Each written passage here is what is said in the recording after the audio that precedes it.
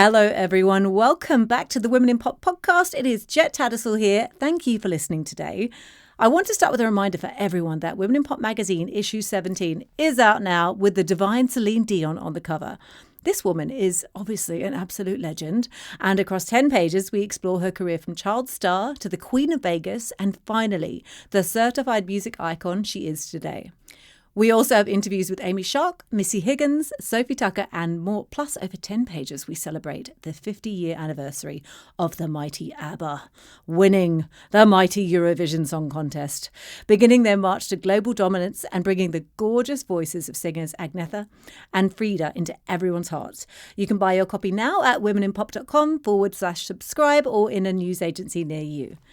Now, on today's show, we are so excited to be chatting with one of pop's brightest young talents. Born in Colorado and now based in LA, her 2023 debut single, One More Shot, went viral. And in the last 2 years, she has released her debut EP, singles and a stream of gorgeous music that it just showcases her pop soul soundscape as well as her absolutely incredible voice. It's just to die for. You'll hear it if you haven't already. Today, she releases her second EP, Don't Hold Me Accountable, and she is here to tell us all about it. It is the wonderful Sil. Sil, hello and welcome to Women in Pop. Hello, thank you for having me. Oh, thank you for being here and doing all the music. Like, seriously. Let's talk about your EP. Congratulations. Don't Hold Me Accountable. Yes, thank you. It's been such a crazy journey to get to this place, and I feel genuinely so thankful, for the journey that I was on. I mean, it was like a year and a half in the making. So, but then also kind of consolidated into like a 5-month period of writing. And honestly, it feels like the most honest that I've ever been about my growth personally, and also the most genuine about choosing myself, sonically, musically, and personally. Talk to me how the title plays into that.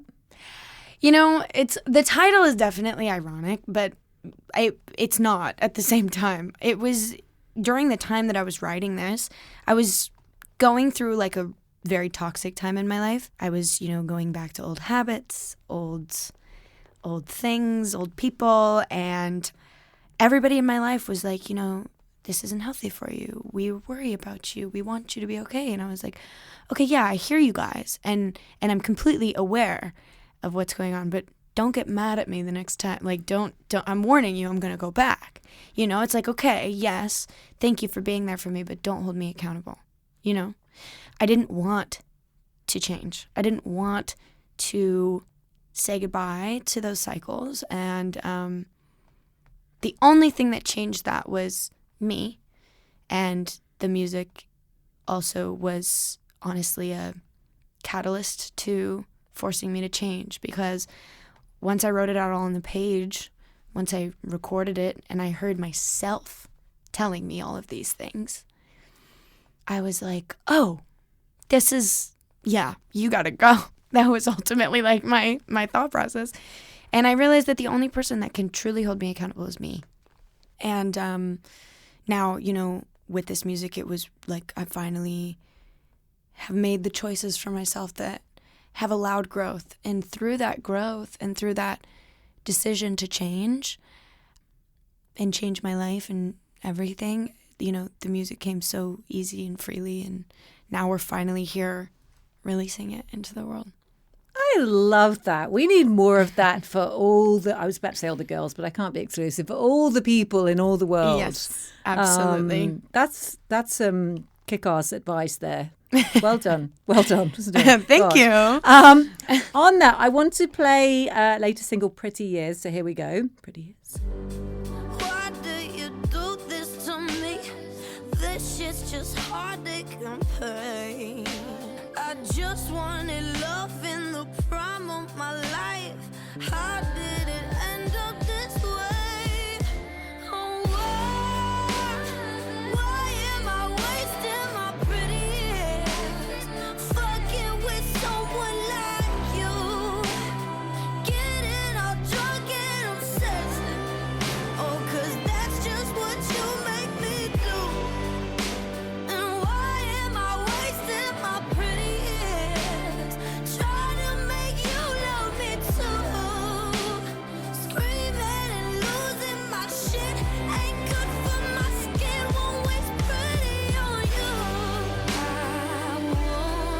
Now, your vocals are explosive.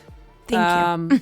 You honestly, you're able to just belt, and then you don't. And what I love about this track is this very like subtle production, and then your vocals just go. Rah. Liar too has that same kind of performance in it. I'm curious how you approach balancing that tension between the soft and the raw. Raw is a good word. You know, growing up, I was really obsessed with Ella Fitzgerald. She was like one of my favorite vocalists. And I remember hearing her and the way that she was able to pull herself in and take herself out. And she was able to just like dance around you vocally. It was so inspiring to me. And I think that was something that I've just practiced, you know, for years and years of my life because I was so obsessed with it.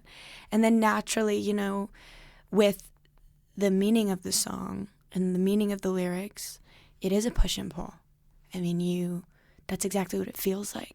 It gets really big and explosive and emotional, but sometimes after those moments, you try to get strategic and then you get sad and you get, you know, an attitude about it or whatever. And I really wanted my vocal to explain that and to tell that story because I think that beyond language, we have, you know, universal languages, which is, you know, that feeling that you can give people through your voice and the feeling you can give people through the sound of a guitar and just the simplicity of that universal language and feeling.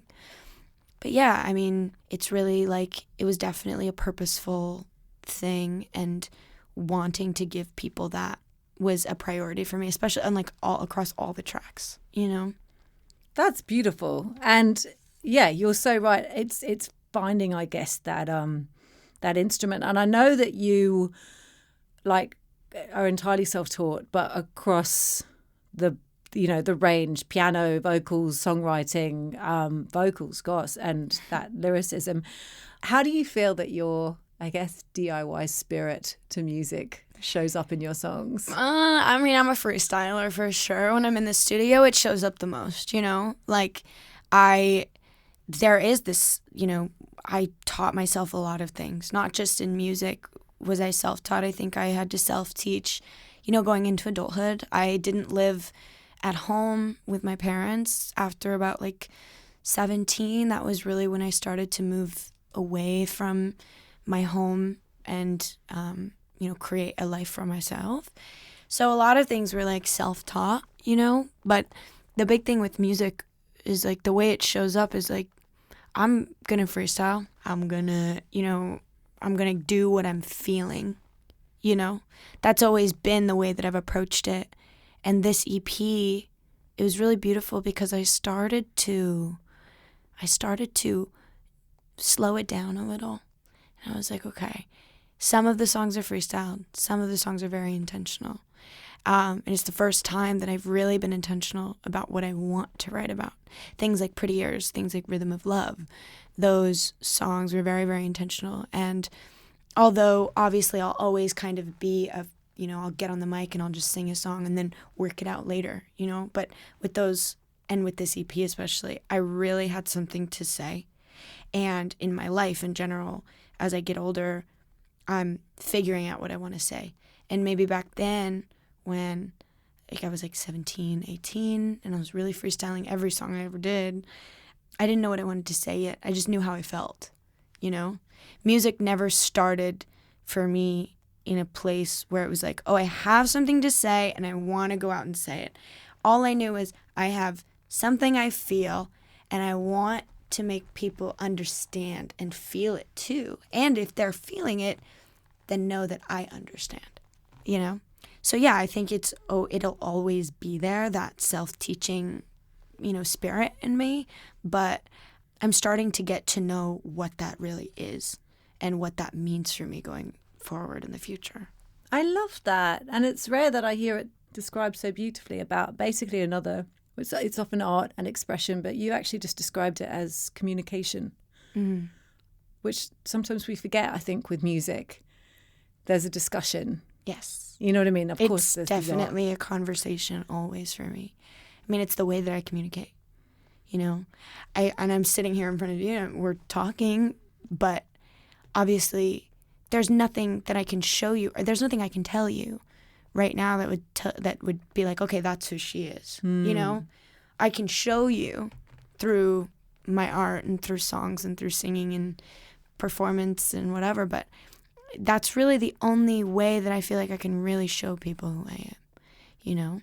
And that goes into, like, as an artist, I mean, some of us just have a different way of communicating. I think there's painters who, that's how they'll show you who they are, is through their paintings. And pianists will show you through the way that they play their instrument. And it's, you know, it's just the way that I communicate. And I think everybody has their own way. But the beautiful thing about music is that it's such a universal way to communicate, you know? I mean, everyone knows what it feels like when you listen to The Winner Takes It All, you know? Everyone knows what that feels like and what that feeling is. Not everybody can understand the lyrics maybe, but they know what it feels like. My priority with my music is to make sure that I'm always making people feel something, you know? I think that's so true. And it's such a testament, because how often do we hear a song and we love a song and we sing a song and then we find out that it's like a really sad song, or it's really dated and sexist song, but we've not been listening to the lyrics. Yes. I mean, it happens to me all the time. I'm like, what are you talking about? That's the lyrics of this song. There's this one song in particular that did that to me. And it was, do you know that song? Been a little while from now, if I'm not feeling any less. Yeah. It's about him, you know, I'm not going to say it, but like, it's such a dark lyric. But you listen to it, it does give you this feeling of melancholy, but it's also very happy. Yeah. It's communicating two different things, which I think is which is another side of music that you can get into and can be really cool, you know? But also, everyone feels the same thing when they listen to that. Like, it's still melancholy no matter what. Like, the lyrics are the opposite. Yeah. Than the track. Like, you still feel that kind of like, oh, you know? Well, I think you've done it exceptionally, and it might just be my own little nostalgic heart. I'm just going to play Loser right now. But then you pull me back in. Here we go again. I'm so out of your league. Oh, it's embarrassing, man. Somebody else, I think I might be sick in the head. Staying with the scrub of a man. Said I wouldn't do it, but I'm falling for a loser again. I shouldn't even give him a chance. He only ever breaks my heart. I'm falling for a loser again. Come on, bitch, get up. That boy's a loser. Come on, girl, get up.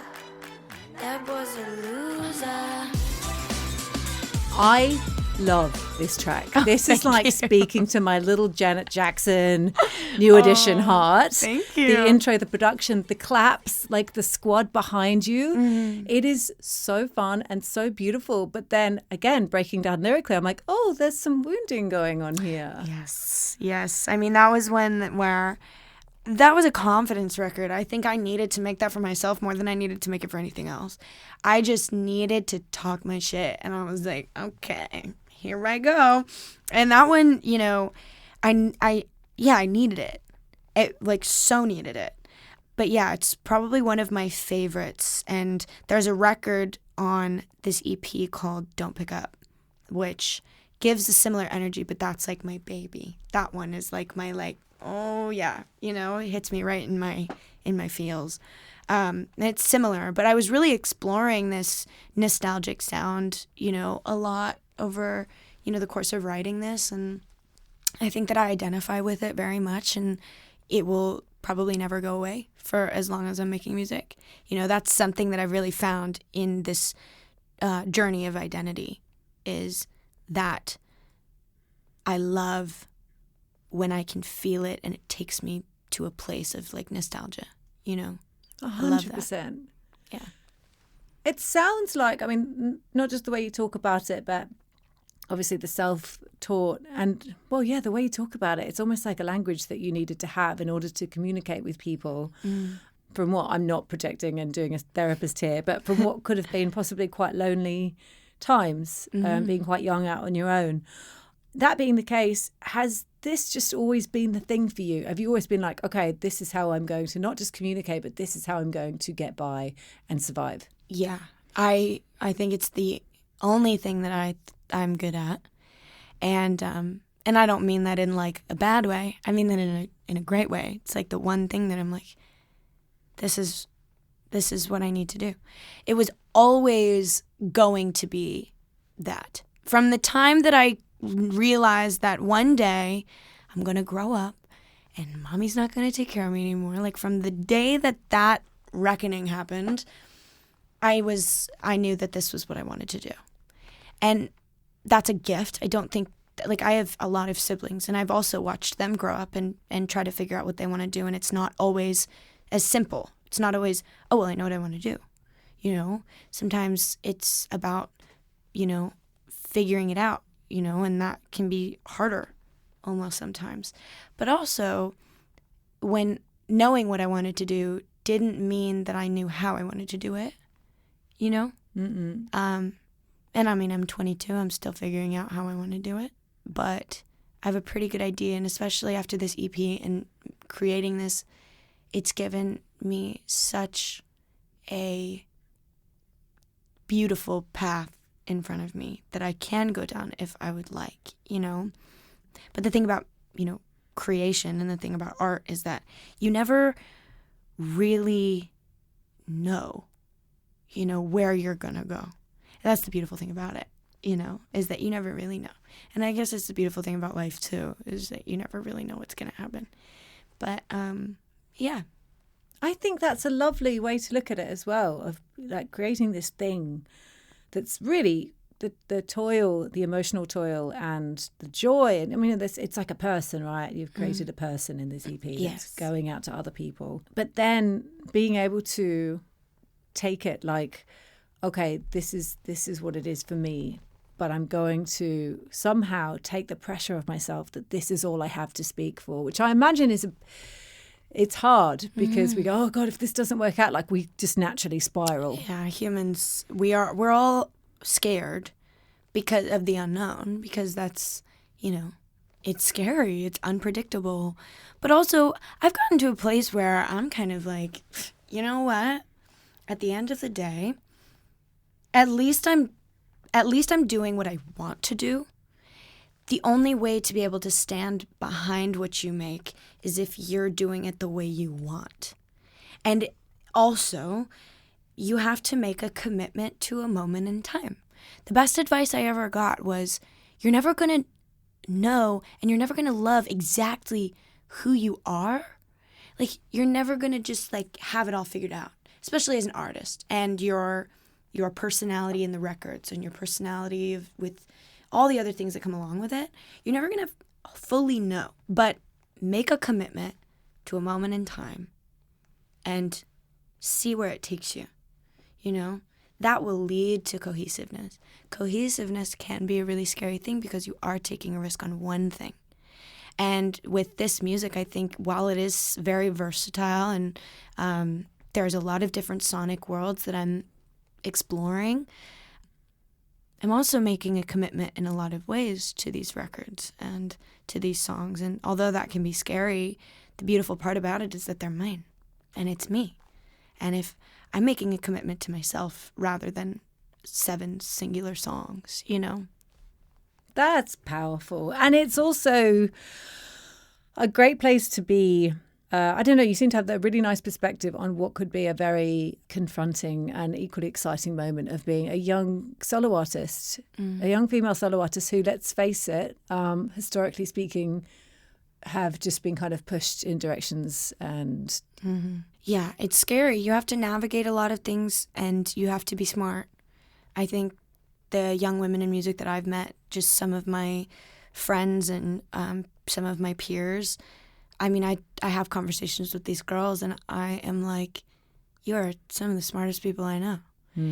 And it's because you have to be. There is no room for naivety. I think that's the right way to put it, especially because, like, in my experience, you know, I've been in this, you know, since I was like 17. My first experience, my first bad experience in the music industry was with somebody I wouldn't have ever even expected it to be. And it was somebody I thought I could trust more than anything.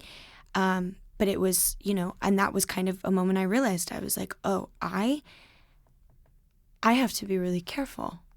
Because, when people care, people try to take advantage. But when people don't care, about you as an individual, that's when it's the scariest, I think.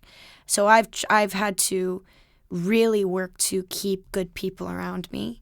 And thankfully, my team is very much women. And that was kind of an important thing for me it was finding people I trust, but also having women beside me that understand that it can be a scary place, Gosh, that's cool. And speaking of singular women, Stevie Nicks. Oh, here we go. Hey, girl. Touring with Stevie Nicks. Mm-hmm. Surreal. It was incredible. And what a goddess. She's like if I could have anybody to, be my first experience, my first real tour experience, I couldn't even think of another person that it could have been. Yeah, that's deep level fantasy. It really was for me. I was convinced, I'm going to sound crazy when I say this, but I was convinced from a very young age that her and I were going to cross paths and that we were going to know each other from hearing Dreams on the radio for the first time when I was 7. I was like, I know her. I had that. I knew her. And as she being the witch, it was very interesting because I was like, oh, we have found our way towards each other. And, I'm very tapped into my spirituality as well. So it was very weird and beautiful and cool. And she gave me the best advice I could ever ask for. What's that? You have to enjoy the now, because the now is the part that you're going to talk about. I'll never forget that. She said that to me. And this feels like the whole conversation we've had. Mm-hmm. This is she doesn't, I don't think she knows. Of course, she doesn't know because that's a busy woman. But she doesn't know the impact that she had, on me and my whole life. And being able to, share, a stage with her was, a privilege and an honor that I will be forever grateful and indebted to her for.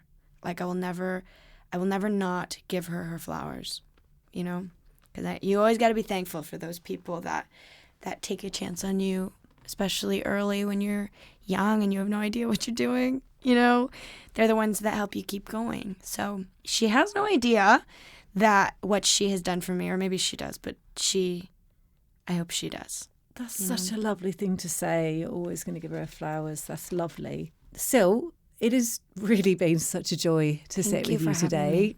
Thank you for joining us. Listeners, Sil's new EP, Don't Hold Me Accountable, is out now and you can buy it and download it and stream it on all the platforms.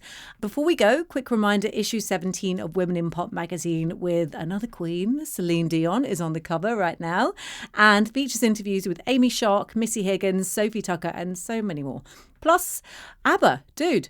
You can buy your copy now at a news agency near you or at womeninpop.com/subscribe. Thank you for listening today. Until next time, from myself and Sil, goodbye. Goodbye.